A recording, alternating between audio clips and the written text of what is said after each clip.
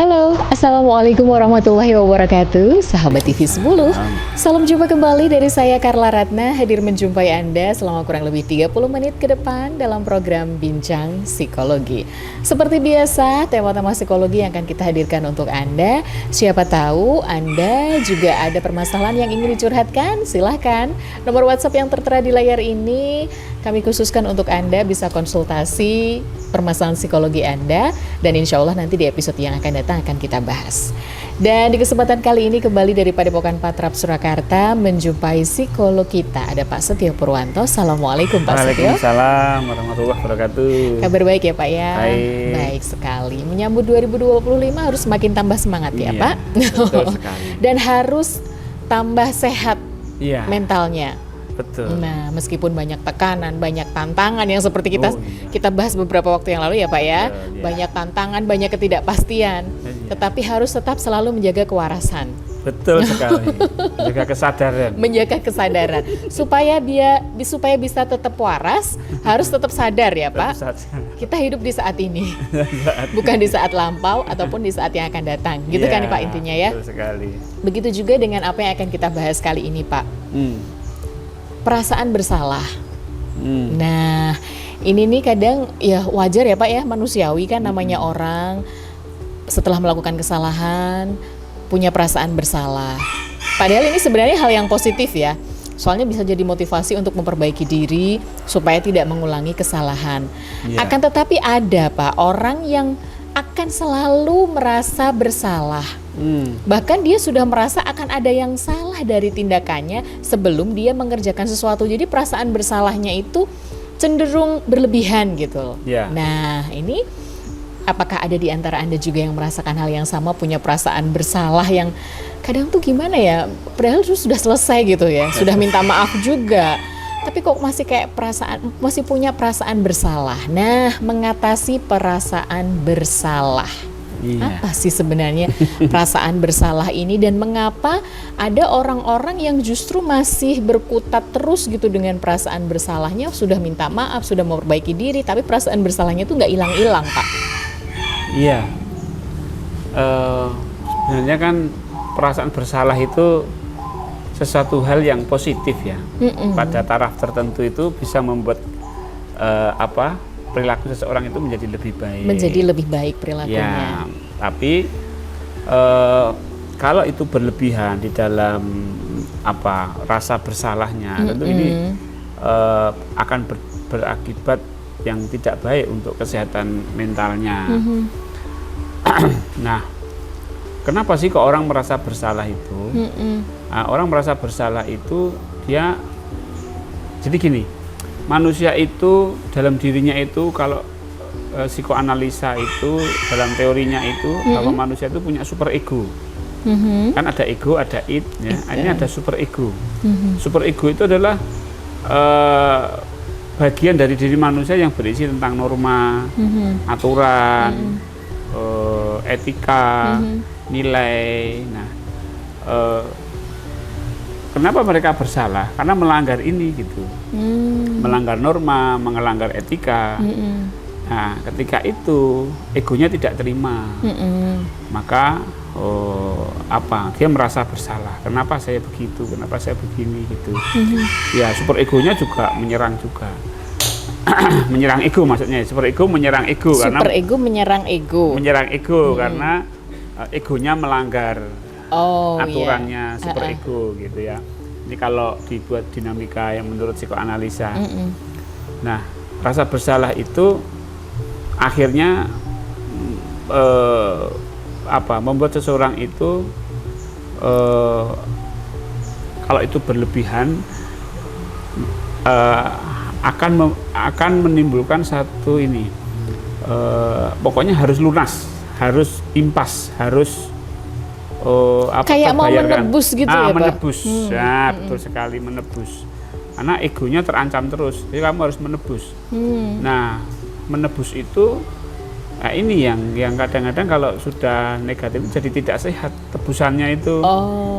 Ya, kalau merasa bersalah itu jadi mengurung diri. Jadi merasa ragu, menjadi malu ya Pak? Iya, betul. Kadang malah menganggap tindakannya tuh selalu salah gitu. Nah, itu selalu salah. Belum juga mau ngapa-ngapain. Sudah, takut salah gitu. Takut salah. Nah, jadi itu yang sudah berlebihan. Tapi kalau nggak berlebihan sebenarnya rasa bersalah itu positif. Sebenarnya positif ya untuk memperbaiki diri. Betul. Bisa mengoreksi, bisa memperbaiki. Karena rasa bersalah itu tidak menyenangkan. Iya, nggak nyaman sih nggak nyaman, kalau hidup ya kan? dengan perasaan bersalah. Ya, nggak nyaman. Jadi dia akan keluar dari ketidaknyamanan itu dengan cara memperbaiki diri. Nah, ya itu tadi norma-norma yang dilanggar itu kan bisa saja norma yang diakuinya sendiri gitu. Oh gitu. Mungkin nggak Pak? Perasaan bersalah itu selalu, apakah mungkin ya perasaan bersalah itu selalu dirasakan atau berhubungan dengan tindakan yang salah, atau bisa juga muncul tanpa alasan yang jelas? Bisa nggak Pak? Awalnya sih dari tindakan yang salah ya. Awalnya dari tindakan ya. Karena itu akumulatif menjadi dia menyalahkan diri sendiri tanpa ada sebab. Nah, kadang-kadang tidak melakukan kesalahan tapi ya sudah merasa bersalah duluan. Bersalah. Ya. Contohlah gini misalnya ya, dia pernah melakukan kesalahan di depan umum, di depan publik gitu, entah ngomong apa gitu. Terus kemudian ada yang mencela, ada yang nyeletuk gitu ya. Nah kemudian ketika dia harus tampil lagi gitu, dia sudah merasa bersalah dulu gitu. Jangan-jangan nanti aku diinikan lagi, sehingga muncullah ketakutan akhirnya. Ya kan? Iya. Jadi demam panggung yang tidak berkesudahan gitu. Dan itu menjadi was-was, menjadi cemas. Jadi memang rentetan dari merasa bersalah ini panjang gitu kalau nggak diselesaikan. Tapi gini, kita bisa nggak mengenali apakah perasaan bersalah ini tuh sehat atau justru merugikan kesehatan mental kita? Kan tadi disampaikan bahwa perasaan bersalah itu sebenarnya hal yang positif untuk introspeksi diri. Tapi bisa nggak kita mengenali perasaan bersalah ini sudah termasuk yang berlebihan, yang merugikan kesehatan mental kita, atau itu sehat, itu masih wajar gitu? Ya, kalau itu sehat, itu berarti menimbulkan semangat untuk berubah. Menjadi orang jadi seneng gitu loh. Oh iya, yang terima kasih aku telah kamu beritahu kalau aku salah, itu bagus. Tapi kalau sudah over, ya dia jadi ya munculnya ketakutan lah, takut salah itu sudah over ya, takut salah, kemudian tidak berani memulai sesuatu, ya itu mulai sudah ada tanda-tanda berlebihan. Dan itu yang mengganggu kesehatan mental. Nah itu yang mengganggu kesehatan mental, karena larinya kan ke self blaming, hanya menyalahkan diri sendiri. Rasa bersalah itu kan lama-lama menyalahkan diri sendiri. Nah kalau menyalahkan diri sendiri, ya harga dirinya jadi nggak ada gitu, ya kan? Kan habis kan. Disalahkan orang lain aja sakit hati, apalagi disalahkan diri sendiri. Nah, itu kan tidak mendapat pengakuan dari dirinya sendiri. Nah, itu tidak mendapat pengakuan dari diri sendiri. Ya, maka orang yang mengalami perasaan bersalah ini harus mengevaluasi ya. Saya ini sudah nggak sehat apa masih wajar? Masih waras. Pokoknya cirinya adalah kalau masih wajar itu berarti keinginan untuk berubah. Ya. Tapi kalau yang berlebihan itu justru membuat menjadi ragu, was-was, menarik diri, was-was, cemas. Iya. Betul sekali gitu. Karena memang trauma jadinya kan. Perasaan bersalah itu pelanggaran terhadap aturan tuh merasa bersalah ya, kecuali kalau orang itu ndablek ya. Iya, kan beda Pak, yang orang perfeksionis itu sama orang yang santai itu kan kadang kadarnya sama-sama melakukan kesalahan tapi mereka bisa beda gitu ya. Gitu kan. Ya. Makanya kan ya relatif juga sih orang merasa bersalah itu. Kadang-kadang orang menyakiti hati orang itu udah merasa bersalah, merasa nggak enak, tapi ada yang malah puas. Kan ini ya beda-beda juga ya. Iya, ada yang salah ngomong dikit aja udah merasa bersalah. Tapi ada yang nggak sengaja, malah sengaja ngomong gitu. Yang satu nggak sengaja udah merasa bersalah, yang satu malah sengaja ngomong malah merasa puas. Merasa puas. Nah, ini kan ada error pasti kan. Oh gitu. Yang dia nggak sadari gitu. Ya mungkin tidak dirasa bersalahnya, tapi ada hal lain yang bisa menyebabkan kenapa dia menyakiti orang lain kok puas. Pasti ada yang tidak wajar dalam kehidupan dia gitu. Ya kan? Iya. Sewajarnya kan kayak gitu kan, pasti. Namanya manusia itu ada empati, simpati gitu kan ya. Tapi begitu menyakiti orang lain kok malah dia merasa puas. Ada perasaan bersalah. Jadi sebenarnya perasaan bersalah ini masih ada selama masih batas wajar, itu baik ya Pak. Baik, betul. Bisa memotivasi orang untuk berubah.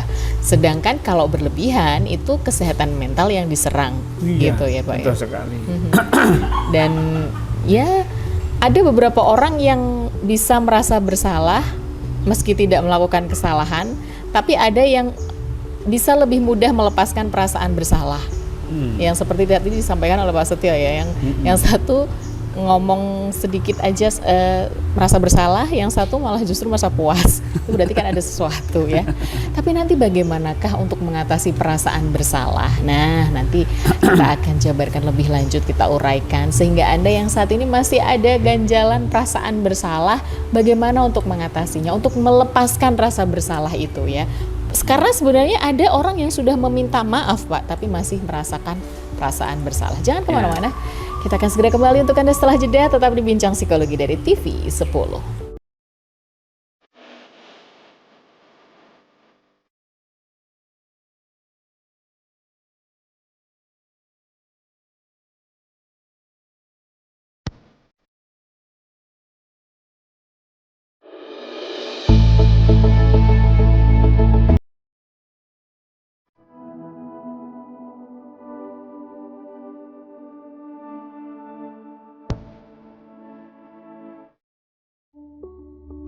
Anda masih bersama kami dalam program Bincang Psikologi persembahan TV 10. Masih ada saya, Carla Ratna, bersama psikolog kita, Pak Setio Purwanto.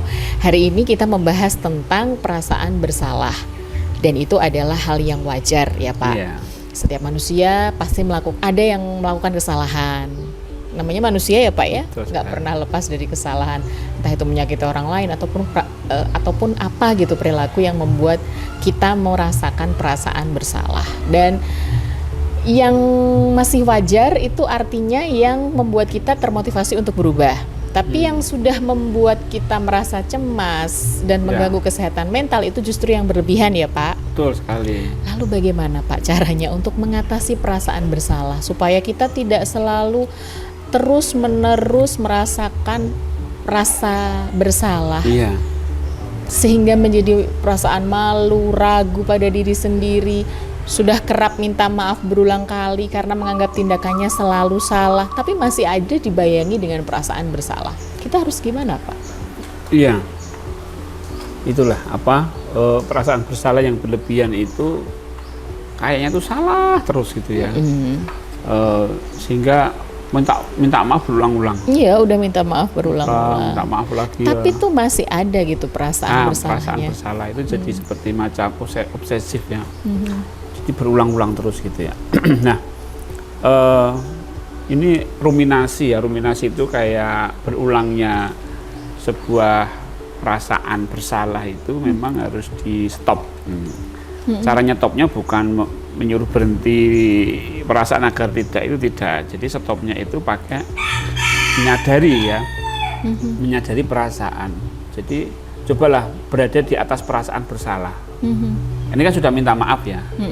Problemnya itu kan masih ada perasaan bersalah. Sebenarnya kan kalau orang sudah minta maaf kan selesai. Itu yang harus dipahami dulu. Yang kedua, jika masih ada perasaan bersalah, maka sadari perasaan bersalah itu.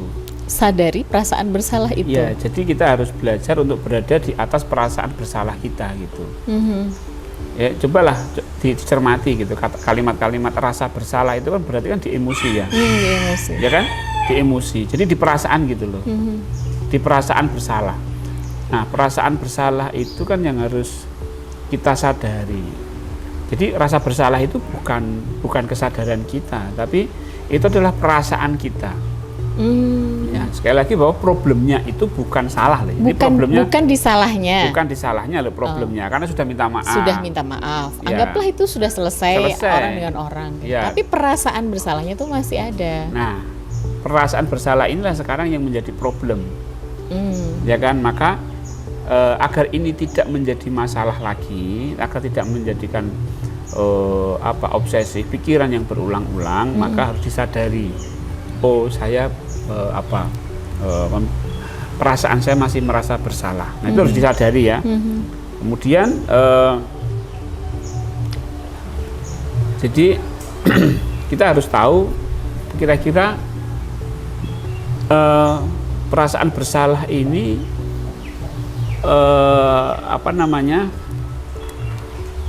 munculnya itu seperti apa gitu ya. Setelah kita sadari, kita mengenali, kemudian kita harus tahu bahwa rasa bersalah itu bentuknya seperti apa.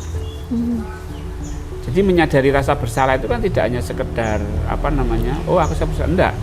Rasa bersalah itu dikenali sampai detail gitu ya. Apakah pikiran saya yang terus berulang-ulang? Apakah harga diri saya yang hancur gara-gara rasa bersalah saya? Atau saya sampai menangis? Atau sampai apa begitu ya?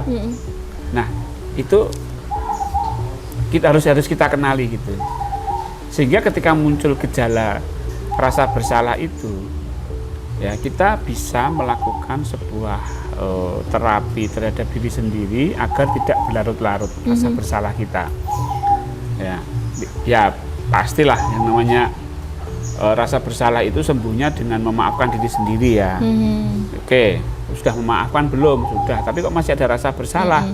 Nah, kalau sudah ada merasa bersalah ya, coba berlatih mindfulness. Mindfulness. Ya, berlatih mindfulness itu mengalihkan kesadaran kita dari rasa bersalah itu, berlatih ke menyadari hal lain, misalnya nafas kita. Jadi okelah rasa bersalah, tidak apa-apa. Aku sudah tahu kalau ada rasa bersalah. Nah sekarang saya mau menyadari nafas saya yang naik, yang turun, sehingga kayak di kesadarannya itu tidak fokus ke nafas, tidak ke rasa bersalahnya. Rasa bersalah kan sudah ya, ini sudah disadari, oke, terima. Nah harus dipindah ke nafas, menyadari nafas. Itu akan membuat lebih rileks, lebih santai, lebih tidak tegang gitu. Karena rasa bersalah itu ya sedikit banyak akan membuat pikiran tegang juga. Jadi ketika perasaan bersalah itu datang, kita alihkan ke menyadari pernafasan itu tadi dengan mindfulness itu gitu Pak maksudnya. Dengan mindfulness, menyadari nafas. Jadi kita tidak fokus tidak fokus ke rasa bersalahnya. Rasa bersalahnya kan sudah ya tadi. Sudah selesai sebenarnya. Sudah minta maaf sudah, memaafkan diri sendiri sudah. Memaafkan diri sendiri juga kemudian menyadari kesalahan itu juga sudah, perasaan sudah, semuanya sudah. Oke, saya terima. Setelah itu pindah ke nafas. Jadi kayak dialihkan kesadarannya. Nah, tujuannya untuk mengcounter ketegangan-ketegangan yang muncul ketika muncul rasa bersalah itu. Kan orang bersalah itu kan tegang tuh itu. Jadi makanya muncul pikiran-pikiran yang overthinking. Betul. Karena perasaan yang tegang itu tadi gitu loh. Nah kemudian juga untuk lebih mengalihkan lagi ya, untuk mengcounter perasaan bersalah itu melakukan tindakan yang nyata. Seperti? Ya tindakan nyata itu misalnya lebih banyak berbuat kebaikan misalnya. Misalnya salahnya kepada orang tua lah misalnya ya diwujudkan dalam bentuk nyata, nyapu lantai, membersihkan rumah, atau berbuat salah kepada siapa yang coba itu di counter dengan perbuatan-perbuatan yang nyata, yang real gitu loh. Sehingga tidak berkutat di pikiran terus atau di perasaan terus. Jadi kayak menebus rasa bersalahnya itu dengan melakukan hal-hal yang nyata gitu ya Pak?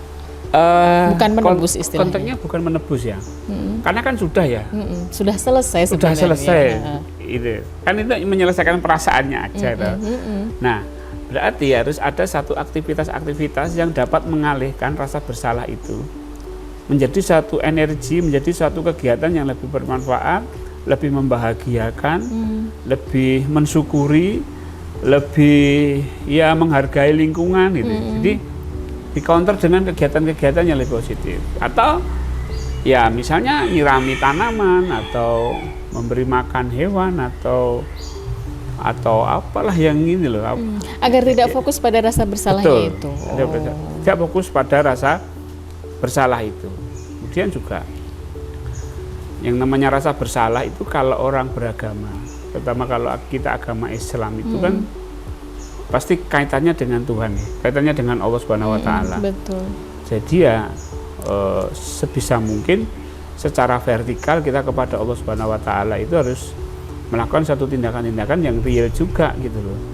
Misalnya melakukan pendekatan-pendekatan dengan banyak berzikir, memperbanyak sholat taubat, membaca Al-Quran atau apa gitu.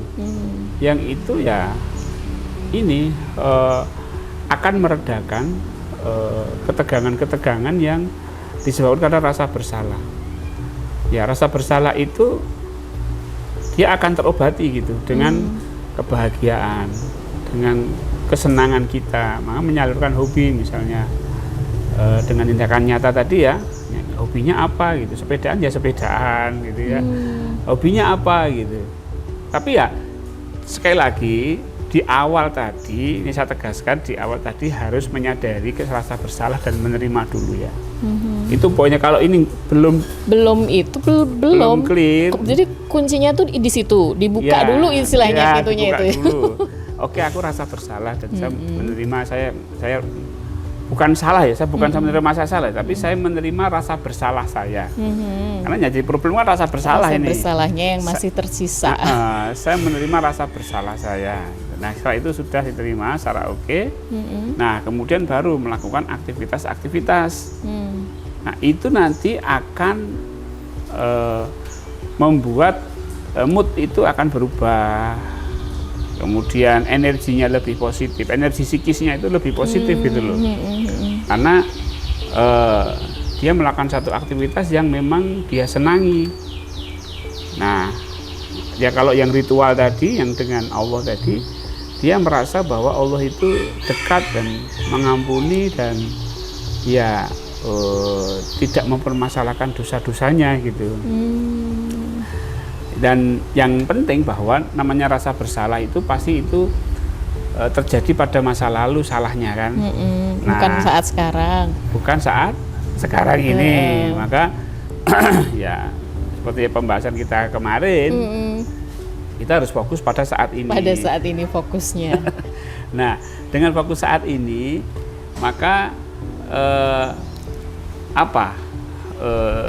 kita akan lebih bisa menerima rasa bersalah itu. Oke lah, kalau kemarin saya punya salah, tapi itu kan sudah selesai.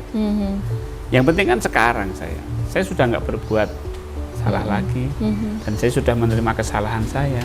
Jadi saat ini itu loh pentingnya untuk menyadari saat ini. Menyadari saat ini itu penting sekali. Iya benar-benar ya.